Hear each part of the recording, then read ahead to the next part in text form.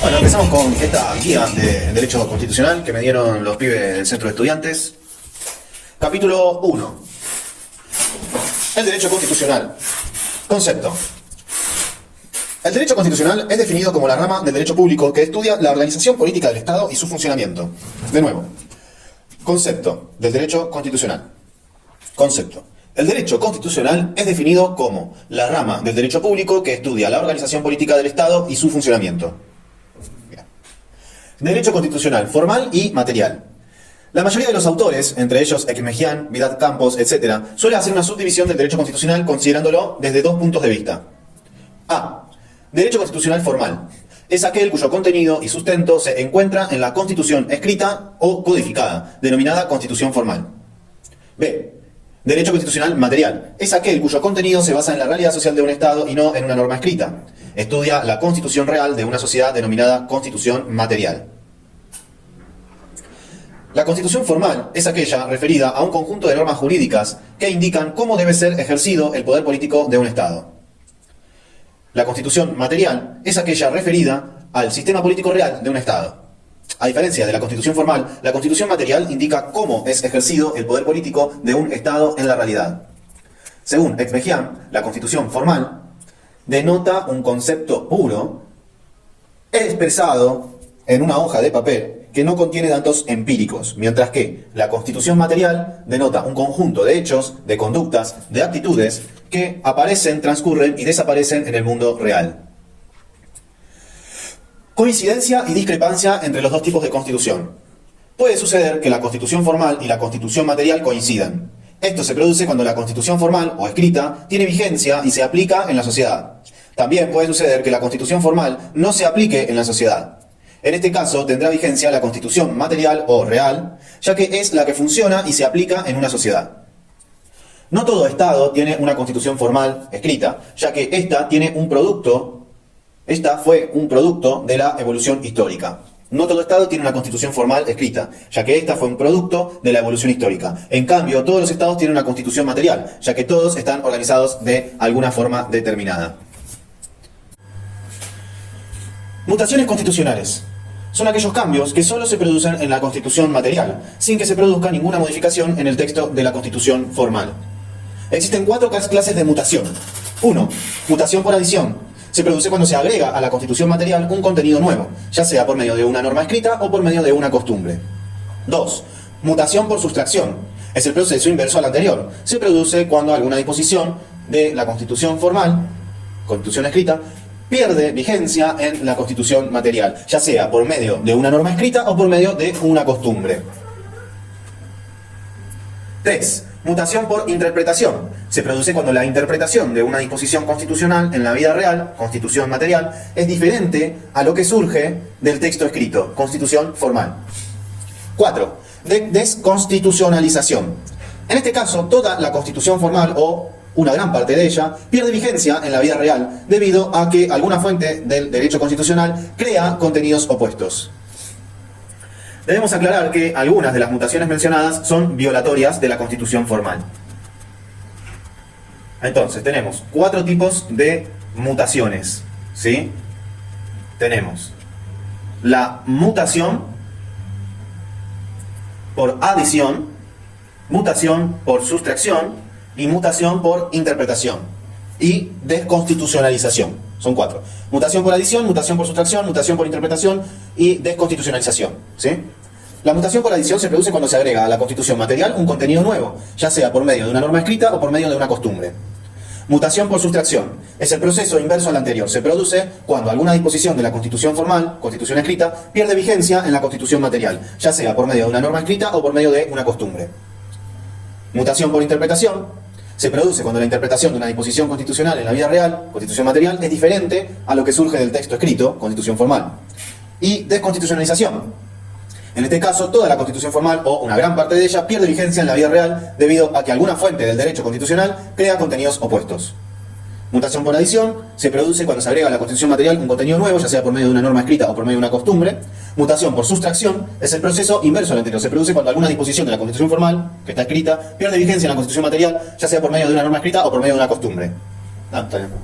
tengo que cruzar por el medio, la senda peatonal, pero por lo general cruzamos por donde se nos canta el culo, ¿no? Entonces, bueno. Mutación por interpretación se produce cuando la interpretación de una disposición constitucional en la vida real, que es la constitución material, es diferente a lo que surge del texto escrito, constitución formal. Cuando la interpretación de una disposición constitucional en la vida real es diferente a lo que surge del texto escrito. Y desconstitucionalización. En este caso, toda la constitución formal o gran parte de ella pierde vigencia en la vida real debido a que una fuente del derecho constitucional crea contenidos opuestos. ¿Okay? Debemos aclarar que algunas de las mutaciones mencionadas son violatorias de la constitución formal. Fuentes. Ahí está esto de la fuente que no entendí bien de la desconstitucionalización. Fuentes del derecho constitucional. Vamos a ver ahora. Fuentes del derecho constitucional. Como vimos anteriormente, el derecho constitucional puede analizarse desde dos puntos de vista diferentes, formal y material. Con las fuentes sucede lo mismo. Por eso es que existen dos tipos de fuentes. 1. Fuentes del derecho constitucional formal. Son las siguientes. A. La constitución formal, es decir, nuestra constitución escrita de 1853, con las reformas de 1860, 1866, 1898, 1957 y 1994. B. Las leyes constitucionales son aquellas leyes que dicta el Congreso y que regulan materia constitucional. Esto sucede cuando la Constitución delega en una ley el hilado fino de alguna norma constitucional. Por ejemplo, la ley de amparo. C. Los tratados internacionales. Ejemplo, los tratados internacionales sobre los derechos humanos. Y 2. Esas son las fuentes, las que dije recién son las fuentes del derecho constitucional formal. ¿Sí? A. La Constitución formal, es decir, la Constitución escrita.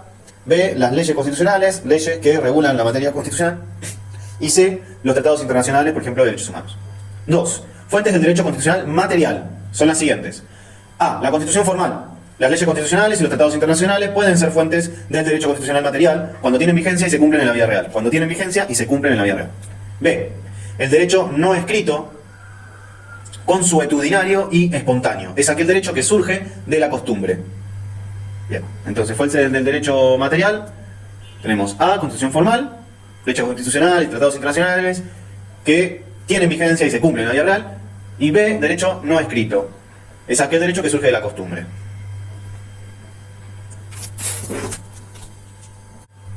Y sigue el material. Tenemos C. El derecho judicial, jurisprudencia. Son las sentencias de los órganos del Poder Judicial. Tomamos como referencia la praxis, ¿ven? Que es la interpretación, que es a través de un juicio, un dictamen, etc. Esa es la jurisprudencia. C. Y D. El derecho internacional no contractual. Es aquel que surge de las costumbres internacionales y no de tratados y convenciones. El derecho internacional no contractual. Surge de las costumbres internacionales. Bien. Y no de tratados y convenciones. Bien, perfecto. Interpretación constitucional. Concepto. Interpretar el sentido de una norma significa averiguar lo que la norma quiere decir. Cuando hablamos de interpretación constitucional, no nos referimos solamente a la interpretación de las normas que componen la constitución formal, sino también a las normas que, fuera de ella, tienen contenido constitucional. Clases. Existen dos clases de interpretación. A. Interpretación literal. Es cuando la interpretación de las normas surge del análisis gramatical de las palabras utilizadas en el texto. Se busca conocer el sentido de las palabras. B. Interpretación histórica. Es cuando aquel que debe interpretar la norma intenta descubrir cuál fue la voluntad del legislador en el momento que la creó. Reglas de interpretación constitucional. Pautas de la interpretación. Estas reglas son las que generalmente suelen aplicar los tribunales de justicia para interpretar la Constitución. Son las siguientes. 1. Histórica. Esta regla nos indica que debemos tomar en cuenta cuál era la finalidad perseguida por el autor de la norma al crearla. 2. Dinámica. Significa que para interpretar la Constitución debemos tener en cuenta la evolución histórica y adaptar sus normas a los tiempos actuales. 3. Sistemática.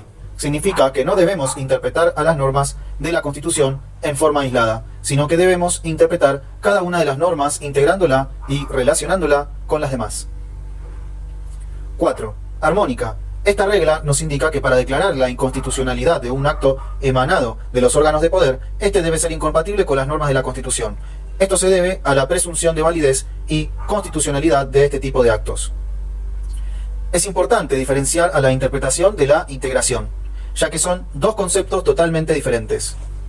Integración. Suele ocurrir que, a veces, las fuentes formales contienen lagunas, es decir, vacíos legales, sobre determinados temas. Estas fuentes pueden ser la Constitución formal, las leyes constitucionales, etc. Entonces, en esta situación, es el intérprete quien debe crear una norma para rellenar esta laguna o vacío legal.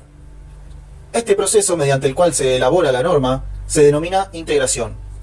Existen dos supuestos diferentes de carencia de normas. A. Carencia histórica. En este caso, el legislador que en su momento debía crear la norma no lo hizo. B. Carencia diquelógica.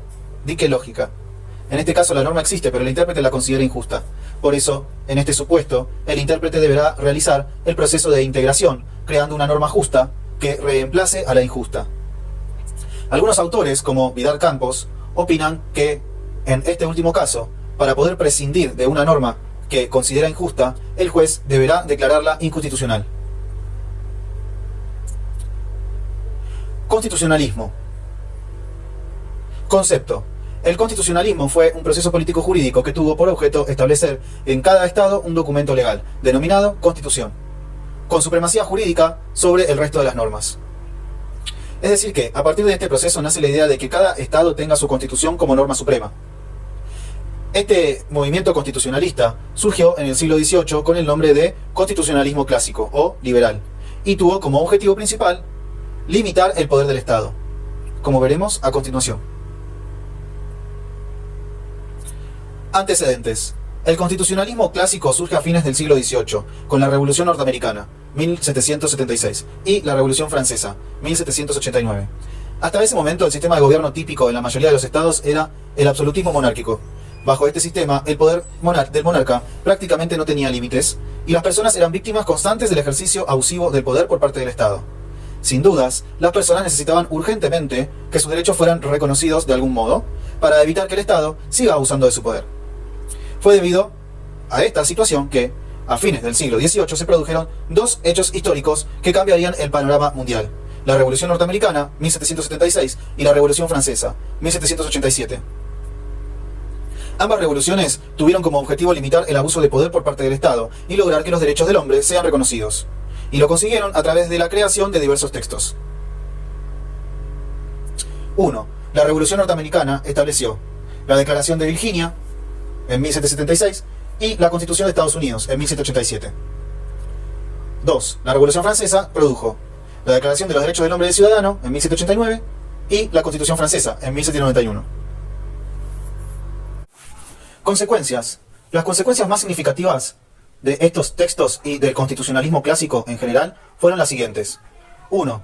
La Constitución de Estados Unidos, 1787, es la primera en establecer la división de poderes: ejecutivo, legislativo y judicial, para evitar la concentración y abuso de poder. 2. A partir del constitucionalismo clásico, muchos estados crearon su propia constitución escrita. 3. Estos estados debieron ajustar sus conductas a lo que establecía la Constitución, ya que ésta pasa a ser la ley suprema y nadie puede violarla. 4. Quedan reconocidos una serie de derechos civiles y políticos denominados derechos individuales. Por ejemplo, el derecho a la vida, derecho a la libertad, derecho a la dignidad humana, derecho a la salud, derecho a trabajar, derecho de propiedad, etc. 5. El Estado debe abstenerse de violar estos derechos. Por eso es que a este tipo de Estado se lo denominó Estado abstencionista. 6. Además, el Estado debe vigilar que los individuos no violen sus derechos entre sí. Por eso también se lo denominó Estado gendarme. De esta forma, queda configurado un Estado que reconoce y respeta formalmente los derechos individuales del hombre, pero que no ayuda a llevarlos a cabo. Por ejemplo, el Estado reconoce al hombre el derecho a trabajar, pero no le da trabajo ni le otorga las posibilidades como para que lo consiga. Este rol pasivo del Estado comienza a cambiar a fines del siglo XIX. Se trata de una nueva etapa del constitucionalismo, denominada constitucionalismo social. Constitucionalismo social. Antecedentes. Como ya vimos, durante la etapa del constitucionalismo clásico, el Estado tenía un rol pasivo, ya que solo se limitaba a reconocer los derechos civiles y políticos de los individuos. Pero a partir de la segunda mitad del siglo XIX, comienzan a producirse en el mundo grandes crisis sociales y económicas que hacen necesaria la intervención del Estado en la vida social de las personas. La gran desigualdad económica y la acumulación de riqueza en manos de algunos sectores llevaron a que no todas las personas pudieran gozar realmente de aquellos derechos civiles y políticos reconocidos durante el constitucionalismo clásico. Ejemplo, si bien todas las personas tenían reconocido formalmente el derecho a la salud, aquellos sectores más pobres no podían ejercer realmente este derecho por no contar con el dinero suficiente. Ya que en ese entonces existían dos clases sociales bien diferenciadas, el empresario, dueño de los medios de producción, y el trabajador, empleado, la relación entre ambas clases sociales era sumamente abusiva y desproporcionada, sobre todo en los países más industrializados. Por ejemplo, en algunos países era común hacer trabajar a menores de 4 o 5 años, o hacer trabajar durante jornadas larguísimas a los adolescentes y mujeres, pagándoles muy poco. Derechos sociales. La situación de desigualdad instaurada en el mundo llevó a que algunos países comenzaran a crear normas destinadas a proteger al sector más débil, el trabajador. Los derechos proclamados en este tipo de normas y otros derechos tendientes a lograr el bien común y un orden económico-social justo fueron denominados derechos sociales. Ya no se lo ve al hombre como un individuo aislado, sino que los legisladores comienzan a ocuparse de regular la existencia de distintos grupos, como los gremios, las asociaciones, la familia, etc. Las primeras constituciones en agregar estos derechos sociales a su texto fueron la de Querétaro, México, en 1917, y la de Weimar, Alemania, 1919. Todo este movimiento ideológico tendiente a lograr una mayor igualdad entre las personas fue denominado constitucionalismo social. A partir de esta nueva etapa, aquel Estado gendarme propio del constitucionalismo clásico dejaría su lugar a un nuevo tipo de Estado, el Estado benefactor. De esta forma, el Estado abandonaría su rol de simple espectador en la vida económica y social de las personas y pasaría a intervenir activamente. Su nuevo objetivo es el de fomentar la igualdad de oportunidades y lograr un equilibrio económico justo, en el que no existan abusos. Las necesidades mínimas de las personas como salud, vivienda, educación, pasan a ser una nueva preocupación para el Estado, e intentará resolverlas a través de nueva legislación y mayor intervención en la vida social de las personas. Ejemplo, dicta leyes de protección al trabajador, crea planes de vivienda, promueve la educación gratuita, etc. Constitucionalismo social en Argentina. En nuestro país, un claro ejemplo de constitucionalismo social es la Constitución de 1949, que incorporó numerosos derechos sociales. La incidencia del constitucionalismo social y la incorporación de este tipo de derechos en nuestra Constitución es un tema que será tratado más adelante cuando nos ocupemos del estudio detallado de los derechos sociales. Y ahora se viene la síntesis gráfica. Concepto. Es la rama del derecho público que estudia la organización política del Estado y su funcionamiento. El derecho constitucional es la rama del derecho público que estudia la organización política del Estado y su funcionamiento. Subdivisión. Derecho constitucional formal y derecho constitucional material. El derecho constitucional formal, su contenido y sustento se encuentra en la Constitución escrita o codificada denominada Constitución formal. Derecho constitucional material. Su contenido se basa en la realidad social de un Estado y no en una norma escrita. Estudia la constitución real de una sociedad denominada Constitución material. Constitución formal. Es un conjunto de normas jurídicas que indica cómo debe ser ejercido el poder político de un Estado. Constitución material. Indica cómo es ejercido el poder político de un Estado en la realidad. Constitución formal y material pueden coincidir o discrepar. Pueden coincidir cuando esto se produce cuando la Constitución formal tiene vigencia en la sociedad. Ahí coinciden la Constitución formal y la Constitución material, cuando la Constitución formal tiene vigencia en la sociedad. O pueden discrepar. Esto se produce cuando la Constitución formal no se aplica en la sociedad. No todos los estados tienen una Constitución formal escrita, pero sí tienen una Constitución material, ya que todos están organizados de alguna forma determinada. Mutaciones constitucionales. Son aquellos cambios que solo se producen en la Constitución material, sin que se produzca ninguna modificación en el texto de la Constitución formal. Hay 4 clases de mutaciones constitucionales: mutación por adición, mutación por sustracción, mutación por interpretación o desconstitucionalización. Fuentes del derecho constitucional. Fuentes del derecho constitucional formal. A. Constitución formal. B. Leyes constitucionales. Regulan materia constitucional. Y C. Tratados internacionales. Fuentes del derecho constitucional material. A. Constitución formal. Leyes constitucionales. Regulan materia constitucional. Tratados internacionales. B. Derecho no escrito surge de la costumbre. C. Derecho judicial, jurisprudencia. Y D. Derecho internacional no contractual. Costumbres internacionales.